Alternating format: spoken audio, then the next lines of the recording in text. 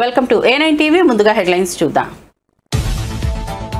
మూసీ ప్రక్షాళనకు కొంతమంది అడ్డుపడుతున్నారని జపాన్లో తెలుగు వారితో అన్న రేవంత్ రెడ్డి. తెలంగాణ ఫార్మా ఐటీ రంగంలో సాధించాల్సిన ప్రగతిని సాధించిందన్న ముఖ్యమంత్రి.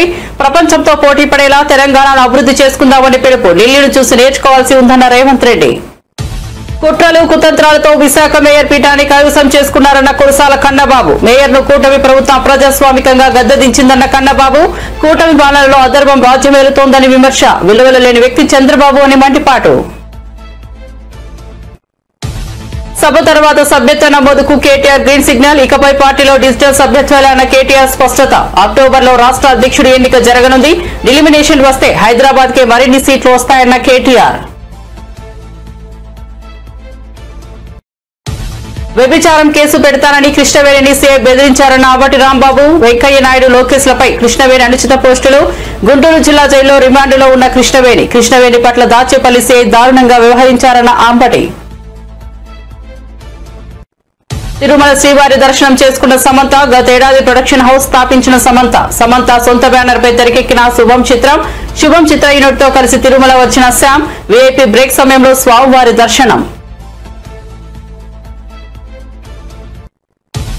Arjun son of Vyjayanthi movie success press meet లో కళ్యాణ్ రామ్ ఆసక్తికర వ్యాఖ్యలు. మూవీలో ఓ సన్నివేశం తన కుమారుడికి బాగా నచ్చిందన్న కళ్యాణ్ రామ్.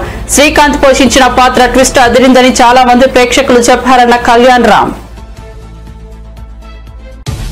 వివరాల్లోకి వెళ్తే హైదరాబాద్ లో మూసీ నది ప్రక్షాళనకు కొందరు అడ్డుపడుతున్నారని తెలంగాణ ముఖ్యమంత్రి రేవంత్ రెడ్డి విమర్శించారు. జపాన్ పర్యటనలో ఉన్న ఆయన తెలుగు సమైక్య కార్యక్రమానికి హాజరయ్యారు. ఈ సందర్భంగా మాట్లాడుతూ తెలంగాణ ఐటీ ఫార్మా రంగాల్లో సాధించాల్సిన ప్రగతిని సాధించిందని అన్నారు. ప్రపంచంతో పోటీ పడేలా తెలంగాణ రాష్ట్రాన్ని అభివృద్ధి చేసుకుందామని పిలుపునిచ్చారు. టోక్యోలోని సమేధా నదిలో పడవలో ప్రయాణించామని, రివర్ ఫ్రంట్ ను పరిశీలించామని ముఖ్యమంత్రి వెల్లడించారు. మూసీ నది ప్రక్షాళనకు కొందరు అడ్డుపడుతున్నారని, కానీ మనం ఢిల్లీని చూసి గుణపాఠం నేర్చుకోవాల్సి ఉందని అన్నారు. మీ తోడ్పాటుతో ప్రపంచంలోని పోటీ పడవచ్చని జపాన్లోని తెలుగు వారిని ఉద్దేశించి అన్నారు. సొంత ప్రాంతాన్ని అభివృద్ధి చేసుకోవడంలో ఉన్న ఆనందం మీకు తెలుసని అన్నారు. ప్రపంచ టెక్నాలజీ దిగ్గజం Tesla space X CEO Elon Musk త్వరలో భారతదేశంలో పర్యటించనున్నారు. ఈ విషయాన్ని ఆయన స్వయంగా వెల్లడించారు. భారత ప్రధాని నరేంద్ర మోదీతో ఫోన్ లో సంభాషించిన అనంతరం ఈ ఏడాది చివరిలో భారత్ కు వస్తానని ఆయన సోషల్ మీడియా వేదికగా తెలిపారు. ప్రధాని Narendra Modi social media platform X లో చేసిన ఒక పోస్ట్ కు ఎలాన్ మస్క్ స్పందించారు. ప్రధాని మోదీతో మాట్లాడడం ఎంతో గౌరవంగా భావిస్తున్నానని మస్క్ పేర్కొన్నారు. ఈ ఏడాది చివరిలో భారత్ ను సందర్శించేందుకు ఎదురు చూస్తున్నారని తన ట్వీట్ లో పేర్కొన్నారు. నటి శ్రీరెడ్డిని విజయనగరం జిల్లా పూసపాటిరేగ పోలీసులు విచారిస్తున్నారు. ఎన్నికలకు ముందు ప్రస్తుత CM Chandrababu, deputy CM Pavan Kalyan, మంత్రి నారా లోకేష్లపై దారుణమైన వీడియోలను సోషల్ మీడియాలో పోస్ట్ చేసిన శ్రీరెడ్డి పోలీస్ స్టేషన్ లో విచారణకు హాజరైంది. విచారణకు హాజరు కావాలంటూ పోలీసులు నోటీసులు ఇచ్చిన నేపథ్యంలో ఆమె పోలీస్ స్టేషన్ కు వచ్చింది. పిఎస్ కు వచ్చిన ఆమెను పోలీసులు విచారిస్తున్నారు. జగన్ సీఎం గా ఉన్న సమయంలో శ్రీరెడ్డి అడ్డు అదుపు లేకుండా చెలరేగిపోయింది. మహిళ అనే విచక్షణ లేకుండా సోషల్ మీడియా వేదికగా బండబూతులు మాట్లాడింది. అయితే ఎన్నికల్లో కూటమి గెలిచిన ఆమె తర్వాత ఆమె స్వరం మార్చింది. తనను క్షమించాలని, ఇకపై రాజకీయాల గురించి మాట్లాడనని ఆమె వేడుకుంది.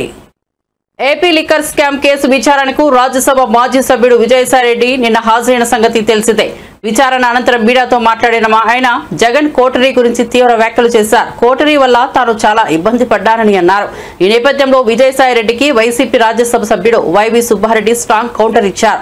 వైసీపీ నుంచి వెళ్లిపోయిన తర్వాత పార్టీపై ఏదో రకంగా అభియోగాలు మోపాలని విజయసాయిరెడ్డి చూస్తున్నారని సుబ్బారెడ్డి అన్నారు. ఆయన చేస్తున్న ఆరోపణల్లో నిజం లేదని చెప్పారు. వైసీపీ అధికారంలో ఉన్న 5 ఏళ్లు చక్రం తిప్పింది విజయసాయిరేనని, పార్టీలో కోటరీ ఉందో లేదో ఆయనకు తెలియదా అని ప్రశ్నించారు. కోటరీ నడిపింది ఎవరో ఆయనకు తెలియదా అని అడిగారు.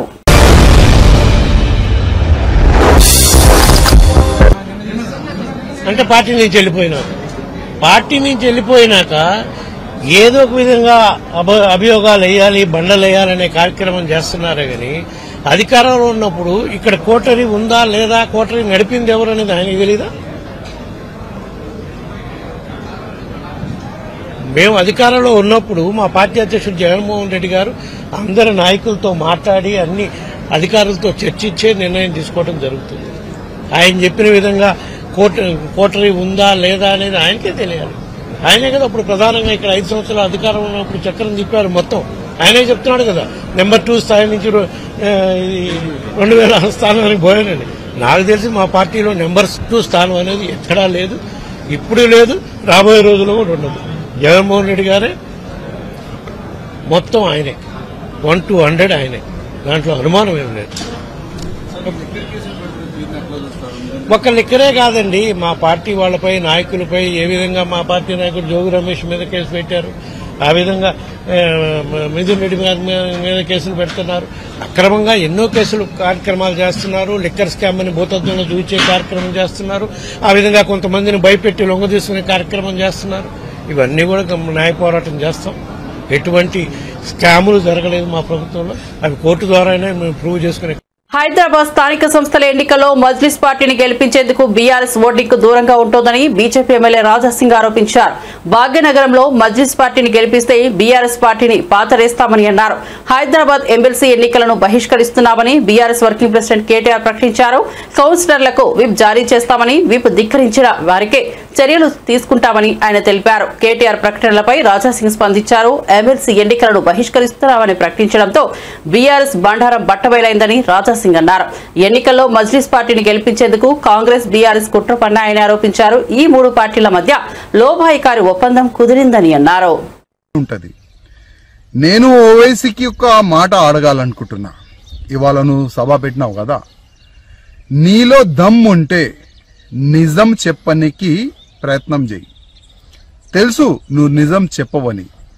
నీ అయ్యా గాని, నువ్వు గాని, నీ తమ్ముడు గాని, నీ ఎమ్మెల్యేస్ గాని, నీ కార్పొరేటర్ గాని వక్ఫ్ బోర్డు పైన ఒక మంచి బిల్ వచ్చింది, దీనికి మనం సపోర్ట్ చేయాలి. అది ఎప్పుడు చెప్పరు, దీనికి అగ్నిస్టే చెప్తారు మీరు.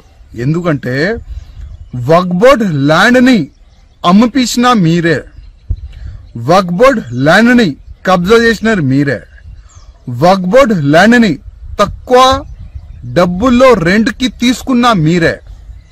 ఇవాళ ఓల్డ్ సిటీలో గాని, మొత్తం తెలంగాణలో గాని ఎన్నో ఎకరాలు వక్ఫ్ బోర్డు ల్యాండ్ కబ్జా చేసి అమ్మిపిస్తున్నారు మీరే. అప్పుడు మీకు యాద్ రాలేదా? వక్ఫ్ బోర్డు ల్యాండ్ అల్లా ఇచ్చిన ల్యాండ్, దానికి కాపాడాలి, దానికి అమ్మొద్దు, తక్కువ రెంట్ కి ఇయ్యకూడదు. అప్పుడు యాద్ రాలేదా? ఇవాళ కేంద్ర గవర్నమెంట్, మోదీ గారి government, Bharatiya Janata party government వక్ఫ్ బోర్డు ల్యాండ్ సేఫ్ ఉండాలి ఒక మంచి ఆలోచనతోని దానిపైన ఒక బిల్లు తీసుకొని వచ్చినారు. ఇవాళ వక్ఫ్ బోర్డు దగ్గర 9,50,000 ఎకరాలు ల్యాండ్ ఉన్నది. అదే 9,50,000 ఎకరాల్లో ఎన్నో మడియలున్నది, షాపింగ్ కాంప్లెక్స్ ఉన్నది, అగ్రికల్చర్ ల్యాండ్ ఉన్నది. అసలు ఆ డబ్బులు ఎక్కడ పోతుంది? అదే డబ్బులు సరిగైన యూజ్ కావాలి, దాని గురించే ఇది బిల్లు. ల్యాండ్ ఎవరు కూడా అమ్మకూడదు, దాని గురించే ఇది బిల్లు. తక్కువ రెంట్ కి ఎవరికి కూడా లీజ్ కి ఇయ్యకూడదు, దాని గురించే ఇది బిల్లు. ఇది వక్ఫ్ బోర్డ్ అగ్నిస్ట్ కాదు, ఇది బిల్లు. వక్ఫ్ బోర్డ్ కి ఫేవరబులే ఇది బిల్లు. అది నిజం చెప్పనికి నీకు దమ్ ఉంటే సభలో చెప్పు ఇవాళ. కానీ నీ ప్లాన్ ఏంది? నీ ఆలోచన ఏంది? వక్ఫ్ బోర్డు బిల్లు పైన తప్పుగా మాట్లాడాలి. వక్ఫ్ బోర్డు బిల్లు తప్పు ఉన్నది, దాని అగ్నిస్టే మాట్లాడాలి. అది కదా నీ ఆలోచన. కానీ ఒక్క మాట యాద పెట్టుకో, యావత్ భారతదేశం ముస్లిమోలు ఇవాళ మేలుకోవాలి, సమయం ఉన్నది. ఇది చాలా తప్పు చేస్తున్నారు ఈ ఓవైసీ. రెచ్చగొట్టడానికి ఇవాళ ఈ బహిరంగ సభ ఆయన పెట్టిండు. ఆయన మాటల్లో ముస్లిమోలు వస్తే మీకే నష్టం, యాద పెట్టుకోండి. ఎందుకంటే కేంద్రం భయపడదు. విశాఖ మేయర్ పీఠాన్ని కూటమి కైవసం చేసుకున్న సంగతి తెలిసిందే. ఈ నేపథ్యంలో కూటమి ప్రభుత్వంపై వైసీపీ నేతలు ఆగ్రహం వ్యక్తం చేస్తున్నారు. ప్రజాస్వామ్యాన్ని కూటమి కునీ చేసిందని YCP Uttarandhra regional coordinator Kurasala Kannababu అన్నారు. కుట్రలు కుతంత్రాలతో మేయర్ పీఠాన్ని కైవసం చేసుకున్నారని విమర్శించారు. యాదవ్ మహిళలకు మేయర్ పదవిని జగన్ ఇచ్చారని, ఆమెను అప్రజాస్వామికంగా కూటమి ప్రభుత్వం గద్దెదించిందని మండిపడ్డారు. చావు బతుకుల మధ్య కూటమి సర్కార్ మ్యాజిక్ ఫిగర్ కు చేరుకుందని కన్నబాబు ఎద్దేవా చేశారు. కైవసం చేసుకోవాలని తెలుగుదేశం, దాని అనుబంధ పార్టీలు, కూటమి పార్టీలు అన్నీ కలిపి చేస్తున్న కుట్రల్ని మనందరం చూస్తున్నాం. ఈరోజు ఈ అవిశ్వాస తీర్మానం ముగిసింది. 74 మంది అవసరమైతే 74 మంది సభ్యులతో మ్యాజిక్ ఫిగర్ని చేరుకుని ఇది గెలుచుకోగలిగామని కూటమి సంబరం పడుతూ ఉంది. చావు బతుకుల మధ్య మ్యాజిక్ ఫిగర్ చేరుకున్నారు. నాకు తెలిసి చంద్రబాబు నాయుడు గారు ఎప్పుడో వైస్రాయ్ హోటల్నప్పుడు ఇంత కష్టపడి ఉంటాడేమో. మళ్ళీ ఇన్నాళ్ళకి అన్ని శక్తుల్ని మోహరింపజేసి అన్ని కుట్రలకి తెరదీసి విపరీతంగా డబ్బులు ఖర్చు పెట్టి విశాఖ మేయర్ స్థానాన్ని అవిశ్వాస తీర్మానంలో గెలుచుకునేందుకు కష్టపడ్డారు. చాలా చిత్రం. రాజకీయాలకి విలువలు విశ్వసనీయత ముఖ్యమని చెప్పే జగన్మోహన్ రెడ్డి గారికి విలువలు లేవు, విశ్వసనీయత లేదు. మేము ఏం చేసినా కూడా మమ్మల్ని ఆమోదించే మా సొంత ప్రచార సాధనాలు ఉన్నాయన్న ఒకే ఒక కారణంగా చంద్రబాబు నాయుడు గారు ఇవాళ విచ్చలవిడి రాజకీయం చేస్తూ ఉన్నారు. యాదవ సామాజిక వర్గానికి చెందిన ఒక విద్యాధికారులను తీసుకుని ఏ రాజకీయ నేపథ్యం లేకపోయినా కూడా విశాఖపట్నం లాంటి ప్రతిష్టాత్మకమైన కార్పొరేషన్కి మేయర్గా కూర్చోబెట్టిన జగన్మోహన్ రెడ్డి గారికి కుట్రలకి కుతంత్రాలకి తెరదీసి ఒక బీసీ మహిళని ఇవాళ ఆ సీట్లోంచి దింపేసిన చంద్రబాబు నాయుడు గారికి మధ్య ఎంత తేడా ఉందో ఇవాళ ఈ రాష్ట్రంలో ఉన్న అన్ని వర్గాలకి అర్థమైందని మేము అనుకుంటా ఉన్నాం. ఒక రకంగా చెప్పాలంటే చావు తప్పి కన్ను లొట్టపోయినట్టుగా ఇవాళ గెలిచారు. 74 కావాలి, 74 వచ్చినాయి. ఇంకా ఎన్ని కుట్రలు చేశారు ఏంటనేది సోదరులు చెప్తారు. ఇప్పుడు అన్ని రకాల ప్రయత్నాలు చేసిన ఇవాళ వైఎస్ఆర్ పార్టీ ఎంత స్ట్రాంగ్గా ఇక్కడ నిలబడినందుకు ఇది ఒక మెసేజ్ ఇచ్చామని చెప్పి మేము భావిస్తున్నాం. ఈ సందర్భంగా వైఎస్ఆర్ పార్టీ తరఫున గెలిచి ఎలాంటి ఒత్తిళ్ళు వచ్చినా తట్టుకుని యోధుల్లాగా నిలబడ్డ వైఎస్ఆర్ పార్టీ కార్పొరేటర్లందరికీ కూడా చేతులెత్తి నమస్కరిస్తున్నాం. ఎన్ని ఒత్తిళ్ళు మహిళా కార్పొరేటర్ల మీద, చిన్న చిన్న వ్యాపారాలు చేసుకుంటున్న వారి మీద. బీఆర్ఎస్ వర్కింగ్ ప్రెసిడెంట్ కేటీఆర్ కొత్త ప్రకటన చేశారు. రానున్న రోజుల్లో సభ తర్వాత కొత్తగా సభ్యత్వాలు తీసుకుంటామని చెప్పారు. ఇకపై పార్టీ సభ్యత్వాలని డిజిటల్ విధానంలో మాత్రమే తీసుకోవాలని నిర్ణయించినట్లు తెలిపారు. అక్టోబర్లో పార్టీ రాష్ట్ర అధ్యక్షుడిని ఎన్నుకోవడం జరిగే అవకాశం ఉందని వెల్లడించారు. కార్యకర్తలకు శిక్షణ ఇవ్వాలని, వివిధ అంశాలపై అవగాహన కలిగి మాట్లాడే స్థాయికి రావాలని సూచించారు. డిలిమిటేషన్ జరిగితే హైదరాబాద్ లోనే సీట్లు పెరిగే అవకాశం ఉందని వ్యాఖ్యానించారు. కూడా ఒకసారి చూడండి, రేవంత్ రెడ్డి గారి వ్యవహారం కూడా చూడండి. నిన్నదాకా మొన్న సోనియా గాంధీ గారి మీద, రాహుల్ గాంధీ గారి మీద ఈడీ వాళ్ళు ఛార్జ్ షీట్ వేసిండ్రు. నేషనల్ హెరాల్డ్ అని ఒక స్కామ్ ఏదో అయింది, 2000 కోట్ల కుంభకోణం అని చెప్పి వాళ్ళ మీద ఛార్జ్ షీట్ వేసి A1 గా సోనియా గాంధీ, A2 గా రాహుల్ గాంధీని పెట్టిరు. మొత్తం దేశమంతటినేమో కాంగ్రెస్ ఏడాడుందో అక్కడ లొల్లి చేసిండ్రు. బీజేపీని, మోడీని తిట్టుకుంటూ బయటకు వచ్చి నిరసనలు చెప్పారు. ఇక్కడ కూడా ఏదో చేసినట్టు మహేష్ కుమార్ గౌడ్ పాపం ఇంకా కొంతమంది పోయి లొల్లి పెట్టినట్టు చేసిర్రు. కానీ రేవంత్ రెడ్డి మాత్రం ఒక్క మాట మాట్లాడలే ఈ రోజు వరకు. ఏది వాళ్ళ నాయకత్వం మీద, వాళ్ళ టాప్ లీడర్షిప్, సోనియా గాంధీ, రాహుల్ గాంధీ మీద కేసు అయితే, ఛార్జ్ షీట్ అయితే, దేశంలో ఉన్న కాంగ్రెస్ వాళ్ళందరూ మాట్లాడుతుంటే రేవంత్ రెడ్డి మాత్రం కుయి లేదు, కయి లేదు, సడి లేదు, సప్పుడు లేదు. ఎందుకు అంటే ఒక గంత దృఢమైన బంధం, చోటే బాయిది బడే బాయిది, అంత దృఢమైన బంధం అన్నట్టు. ఆయన కాపాడుతాడు, ఆయన ఈయన కాపాడుతాడు. సెంట్రల్ యూనివర్సిటీ భూముల్లో బుల్డోజర్లు పంపిండు రేవంత్ రెడ్డి, అక్కడ జింకలు చంపుతుండు అని చెప్తే నేను ప్రధానమంత్రి గారిని అడిగిన, అయ్యా ప్రధానమంత్రి గారు నీకు సంవత్సరానికి ఒకసారి యాదికి వస్తుంది తెలంగాణ. ఏప్రిల్ 2024లోనేమో ఆ రోజు అన్నావు ఇక్కడ ఇక్కడ ఆర్ఆర్ ట్యాక్స్ వసూలు చేస్తారు, తెలంగాణలో అవినీతి రాజ్యం వెళ్తుందన్నావు. సంవత్సరం అయిపోయింది, యానివర్సరీ కూడా అయిపోయింది. మరి ఇంతవరకు దాని మీద ఏం కార్వాయి లేదు, దాని మీద ఏం స్టడీ సపోర్ట్ లేదు, ఒక కేసు లేదు. ఏమైంది ఆర్ఆర్ ట్యాక్స్ అని చెప్పి ఆరా తీసింది లేదు. మళ్ళీ ఇప్పుడు సంవత్సరానికి వచ్చి రేవంత్ రెడ్డి ప్రభుత్వం అరాచకం చేస్తున్నది, సెంట్రల్ యూనివర్సిటీలో బుల్డోజర్లు పంపుతుంది అంటున్నావు కదా. సెంట్రల్ ఎంపవర్డ్ కమిటీ రిపోర్ట్ ఇచ్చింది, స్పష్టంగా రిపోర్ట్ ఇచ్చింది. ఇలా ఫైనాన్షియల్ ఫ్రాడ్ జరిగింది, తప్పకుండా ఇన్వెస్టిగేటివ్ ఏజెన్సీలు ఇలా రావాలి, ఎంక్వైరీ చేయాలని చెప్పి వాళ్ళు సుప్రీంకోర్టు అపాయింట్ చేసిన కమిటీ రిపోర్ట్ ఇచ్చింది.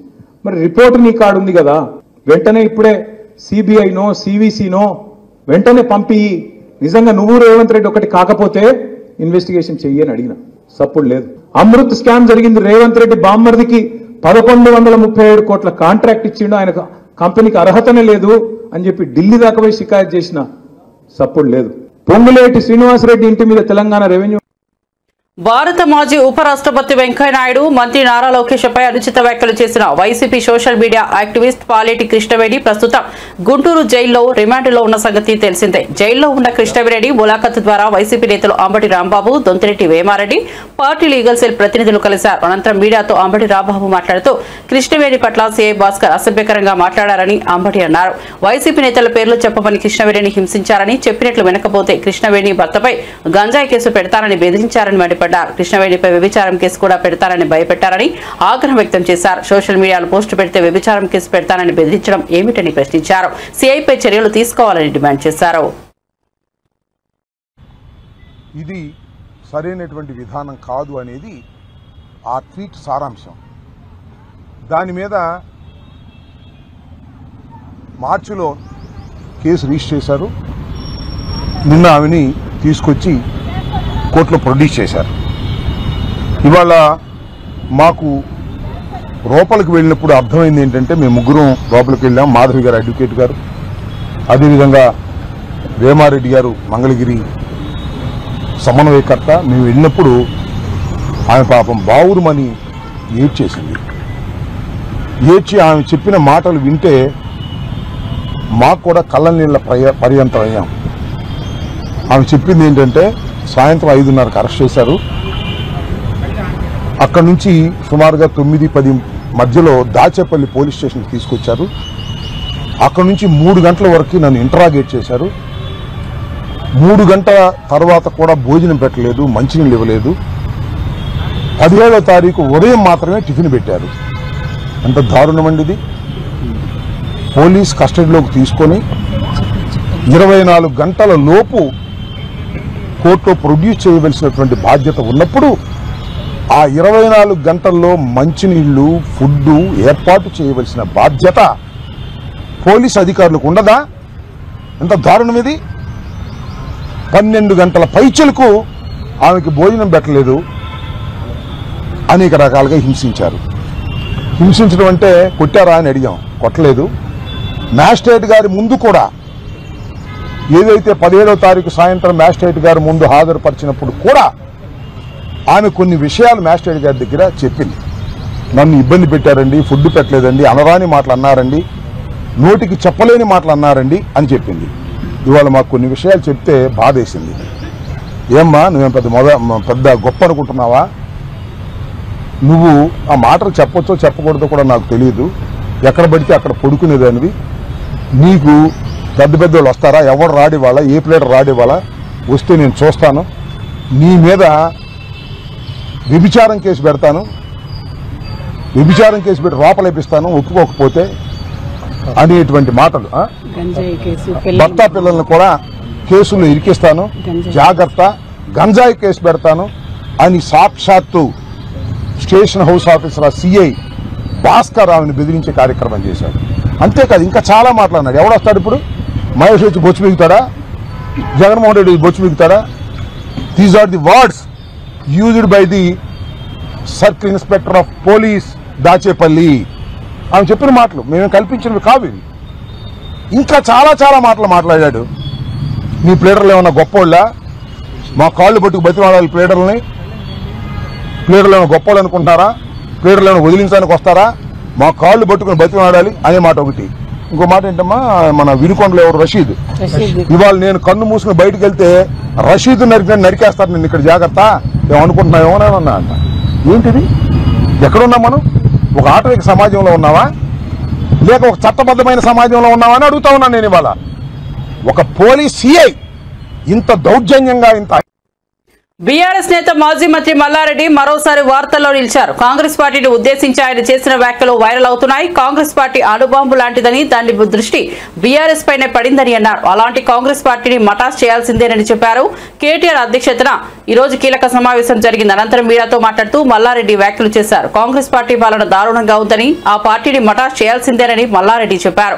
అణుబాంబు లాంటి కాంగ్రెస్ పై జపాన్ సైనికుల మాదిరి మనం పోరాటం చేయాలని అన్నారు. అప్పుడే గులాబీ పార్టీ అధికారంలోకి వస్తుందని చెప్పారు.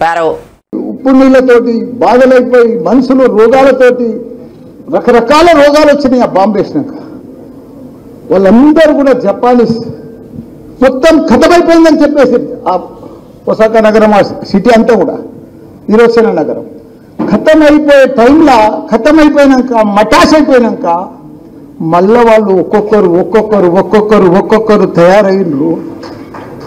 ఇప్పుడే కొట్టకూడదు, ఇంకా చాలా ఉంది. ఇంకా ఒక్కొక్కరు వాళ్ళ సంకల్పము, వాళ్ళ పట్టుదల, వాళ్ళ కృషి ఎట్లా తీసుకొచ్చారంటే 1964 ప్రపంచంలోనే ఫస్ట్ టైం బుల్లెట్ ట్రైన్ తీసుకొచ్చారు. ప్రపంచంలోనే బాంబు పట్టి మొత్తం అటాచ్ అయిపోయింది 45 64 ప్రపంచంలోనే బుల్లెట్ ట్రైన్ తెచ్చుకున్నారు.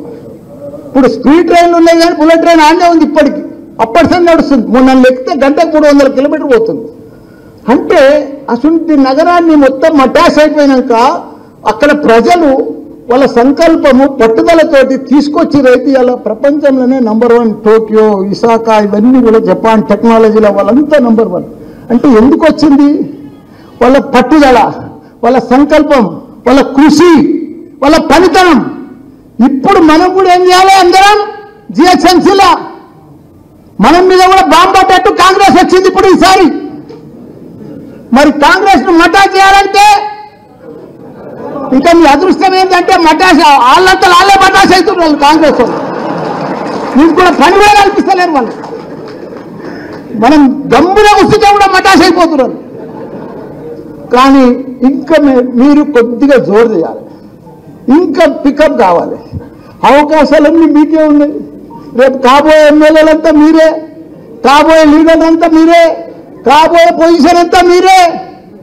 కాబట్టి మీరు ప్రతి ఒక్కరు కూడా ఒక సైనికుల లెక్క, జపాన్ సైనికుల లెక్క, ఒక సోల్జర్ లెక్క, ఒక ప్రజల లెక్క చేస్తే ప్రపంచమంతా ఈ మీటింగ్ చూస్తుంది. 27 తారీఖు మీటింగ్ ప్రపంచమంతా ఎదురు చూస్తుంది. వరంగల్ మీటింగ్ మీకు తెలుస్తలేదు.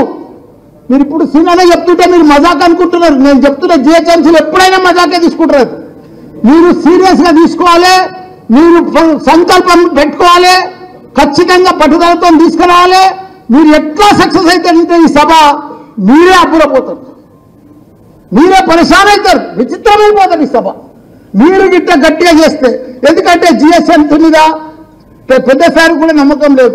వీళ్ళు సిటీ వాళ్ళు రారు, వాళ్ళు మాయమాటలు చెప్తారని. పశ్చిమ గోదావరి జిల్లా పాలకొల్లు పట్టణంలో స్వచ్ఛంద్ర స్వర్ణాంధ్ర కార్యక్రమంలో మంత్రి నిమ్మల రామానాయుడు పాల్గొన్నారు. కాలువల వెంబడి ఉన్న చెత్త చెదారాలను పారతో తొలగించి ట్రాక్టర్తో ఎత్తిపోశారు. అధికారులు సిబ్బందితో చెప్పి పని చేయించే అవకాశం ఉన్నా తానే స్వయంగా పారిశుద్ధ కార్మికులతో పోటీపడి మరీ చెత్త తొలగించారు. స్వచ్ఛంద్ర లక్ష్యంగా ప్రతి నెల 3వ శనివారం ఈ కార్యక్రమం చేపడతామని మంత్రి నిమ్మల తెలిపారు. మే 20వ తేదీన దేశవ్యాప్త కార్మికుల సమ్మెకు సంపూర్ణ మద్దతు తెలుపుతున్నట్లు బీఆర్ఎస్ సీనియర్ నేత సిద్దిపేట ఎమ్మెల్యే హరీష్ రావు స్పష్టం చేశారు. నేడు సిద్దిపేటలో కార్మిక సంఘాలు నిర్వహించిన సదస్సులో ఆయన మాట్లాడుతూ కార్మికుల పట్ల కేంద్రం ప్రభుత్వం వైఖరి దుర్మార్గంగా ఉందని విమర్శించారు. బీజేపీ మొదటి నుంచి కార్మిక వ్యతిరేక పార్టీ అని ఆరోపించారు. కార్మిక వ్యతిరేక లేబర్ కోడ్లను కేంద్ర ప్రభుత్వం వెంటనే రద్దు చేయాలని హరీష్ రావు డిమాండ్ చేశారు. బీఆర్ఎస్ ఎమ్మెల్సీ కవితను ఢిల్లీ మద్యం కుంభకోణం నుంచి రక్షించడానికి బీజేపీకి బీఆర్ఎస్ ఊడిగం చేస్తోందని టీపీసీసీ అధ్యక్షుడు మహేష్ కుమార్ గౌడ్ ఆగ్రహం వ్యక్తం చేశారు. హైదరాబాద్ స్థానిక సంస్థల ఎన్నికల్లో బీజేపీని గెలిపించేందుకు కేటీఆర్ తాపత్రయపడుతున్నారని విమర్శించారు. కవిత కోసం కేటీఆర్ బీజేపీకి కట్టుబానిసలా పనిచేస్తున్నారని అన్నారు. సంఖ్యాబలం లేని బీజేపీ బీఆర్ఎస్ అండ చూసుకుని స్థానిక సంస్థల ఎమ్మెల్సీ ఎన్నికల్లో పోటీ చేస్తోందని అన్నారు. 10 ఏళ్లు దోచుకున్న బీఆర్ఎస్ దొంగల ముఠా కేసుల నుంచి తప్పించుకోవడానికి బీజేపీకి సహకరిస్తోందని ఆరోపించారు. బీఆర్ఎస్ బలహీనతలను ఆసరా చేసుకున్న బీజేపీ తమ రాజకీయ ప్రయోజనాల కోసం ఉపయోగించుకుంటోందని మండిపడ్డారు. కళ్యాణ్ రామ్ హీరోగా నూతన దర్శకుడు ప్రదీప్ చిలకలూరి దర్శకత్వంలో రూపొందించిన అర్జున్ సన్ ఆఫ్ వైజయంతి చిత్రం శుక్రవారం విడుదలైంది. ఈ చిత్రంలో విజయశాంతి, కళ్యాణ్ రామ్ ల నటన ప్రేక్షకులను విశేషంగా ఆకట్టుకుంది. తల్లి కొడుకులుగా వారి నటనకు ప్రశంసలు లభిస్తున్నాయి. చిత్ర విజయోత్సవ మీడియా సమావేశంలో కళ్యాణ్ రామ్ ఆసక్తికర వ్యాఖ్యలు చేశారు. ఈ చిత్రంలోని ఒక సన్నివేశం తన కుమారుడికి బాగా నచ్చిందని ఆయన అన్నారు. ఇంతవరకు భారతీయ సినిమాలో తాను అలాంటి సన్నివేశం చూడలేదని తన కుమారుడు చెప్పారని, ఈ విషయంలో గర్వంగా ఉందని తన కుమారుడు అన్నట్లు కళ్యాణ్ రామ్ తెలిపారు. ప్రేక్షకుల నుంచి ఊహించిన దానికంటే మంచి స్పందన లభించిందని కళ్యాణ్ రామ్ పేర్కొన్నారు. శ్రీకాంత్ పోషించిన పాత్రలోని ట్విస్ట్ చాలా మందికి నచ్చిందని అన్నారు. తల్లిదండ్రుల పట్ల మన బాధ్యతను గుర్తు చేసే చిత్రమిదని కళ్యాణ్ రామ్ తెలిపారు. నాకు మంచి సినిమా అందజేస్తే, నేను బింబిసార్ అప్పుడు కూడా ఇదే మాట చెప్పాను, మేము మంచి సినిమా అందజేస్తే డెఫినెట్గా హోల్ హార్టెడ్గా మమ్మల్ని ఆదరిస్తానికి, మా ఇండస్ట్రీని ఆదరిస్తానికి తెలుగు రాష్ట్ర ప్రేక్షకులందరూ ఉన్నారు. అది మళ్ళీ ప్రూవ్ చేసినందుకు మరొక్కసారి కృతజ్ఞత అండి, నమస్కారం చేస్తున్నాను మీ అందరికీ. I'm very happy. ఎందుకంటే సినిమా గురించి మాట్లాడతానండి, బట్ బాగా హ్యాపీనెస్ ఎక్కడ ఇచ్చిందంటే డిస్ట్రిబ్యూటర్స్ అందరూ, మా ప్రొడ్యూసర్ గారు నాతోనే ఉన్నారు రోజంతా, వాళ్ళకి ఫోన్ చేసి, sir by Tuesday or Wednesday మేము కట్టిన డబ్బులు మాకు తిరిగి వచ్చేస్తున్నాయి, we are very happy.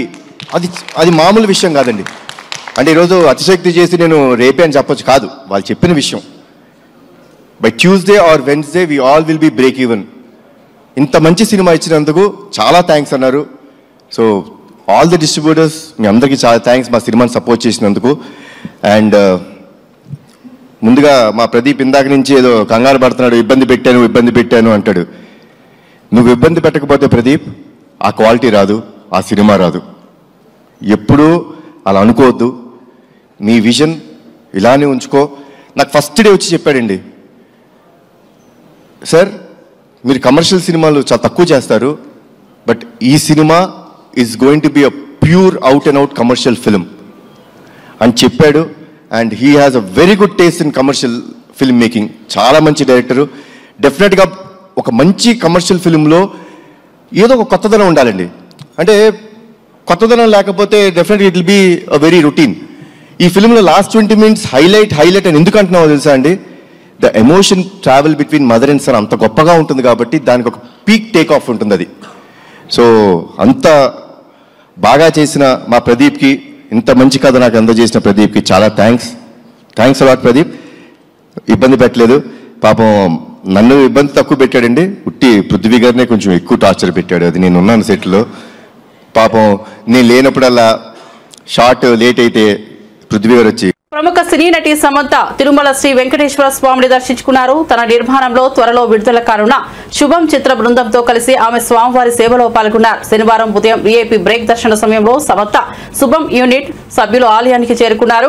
Tirumala Tirupati దేవస్థానం అధికారులు వీరికి స్వాగతం పలికి దర్శన ఏర్పాట్లు పర్యవేక్షించారు.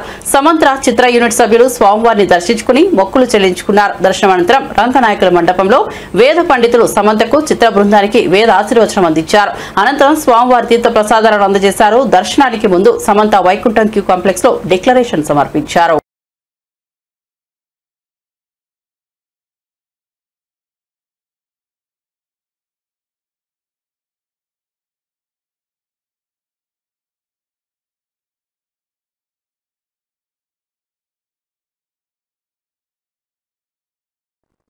బులెటిన్ ముగించే ముందు హెడ్లైన్స్ మరోసారి చూద్దాం.